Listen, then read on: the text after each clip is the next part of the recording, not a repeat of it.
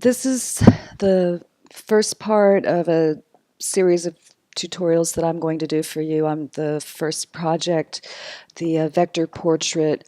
So just to show you what I've already done here, I opened up a document. The default is the 8.5 by 11. And as you can see, it's by default vertically oriented, which I'm going to change. I've already opened up the photograph I want to use, and I've already gone ahead and made some color swatches too, just to make things easier on me in a little while. And I'll show you how I did that shortly. It's super, super easy. But the first thing I want to do is I want to get this all set up for starting out with my line work. Right now, I feel like the way this image is, it would work a lot better on a horizontally oriented artboard instead of a vertical, which is the default. There's two ways that you can get into the artboard to change it. This tool here is called the artboard tool, or you've got, I think it's this one. One of the tools over here is, yeah, this one right here is also your artboard tool. So you can either go to the little symbol over here, and this also gives you a little fly out window that you can, a little fly out palette that you can look at. But what I want to do is, once I'm in the artboard, I want to edit it, and I just double clicked the little icon right here, and this opened up my artboard options. Now you can see that it's showing right now the width is in points and the height is in points. That is not a problem. It's already preset to letter size, which is 8.5 by 11.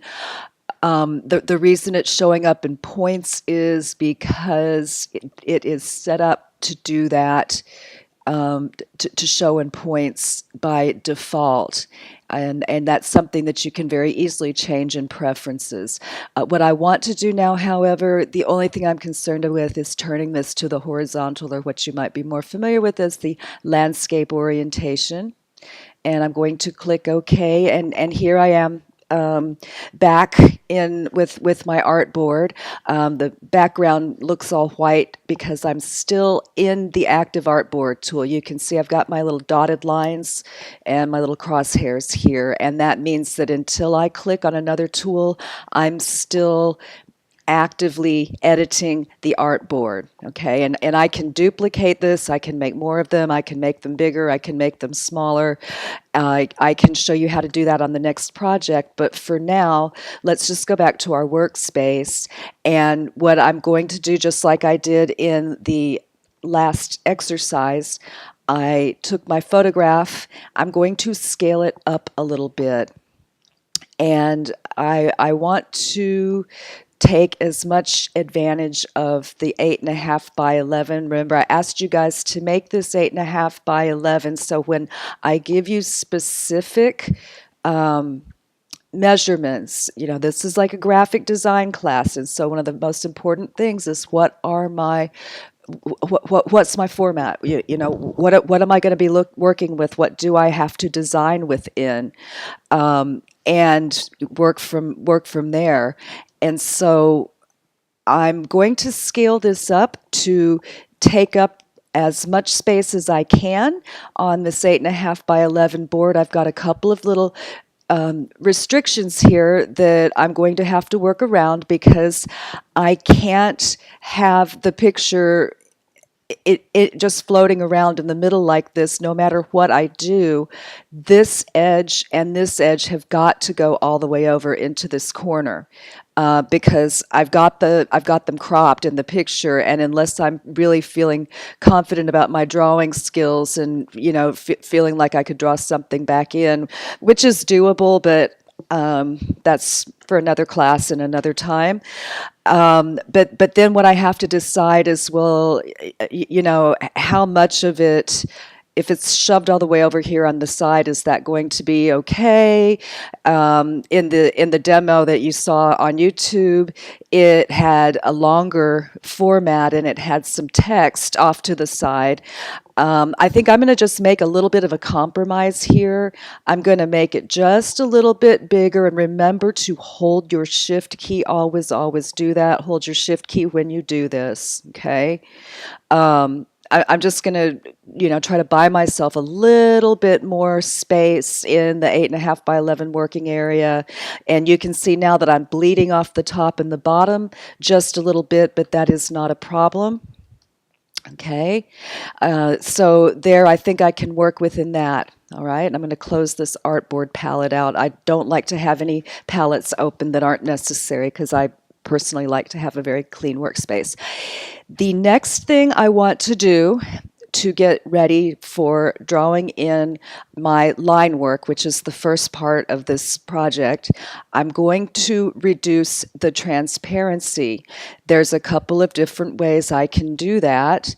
I can always double click on the layer here and it gives me some options.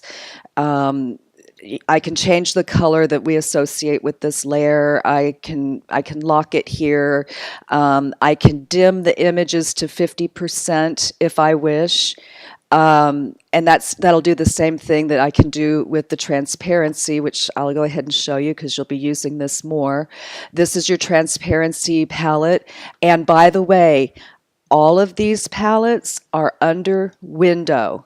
All of these and then some, okay? So everything that you might need that comes in a palette like this, you can find under Windows. So if you ever forget, like, oh my God, I can't remember where, where my color swatches palette is or whatever, it's always going to be under Windows. So as long as you can remember what that palette is called, you're in good shape. So I want my transparency palette. There it is.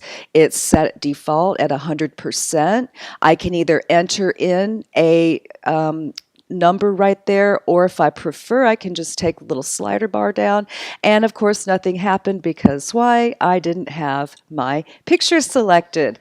Okay, so if I make this mistake sometimes, I know you guys are going to do it too. If something doesn't do what it's supposed to do, 9 times out of 10, it's because you forgot to select it. Okay, the program can't read your mind. It has to know, you have to tell it everything you want it to know. And what I'm trying to do is dim this picture down enough that I can start tracing around the edges of it and really see what I'm doing. Okay, really see where, where I'm placing all my marks.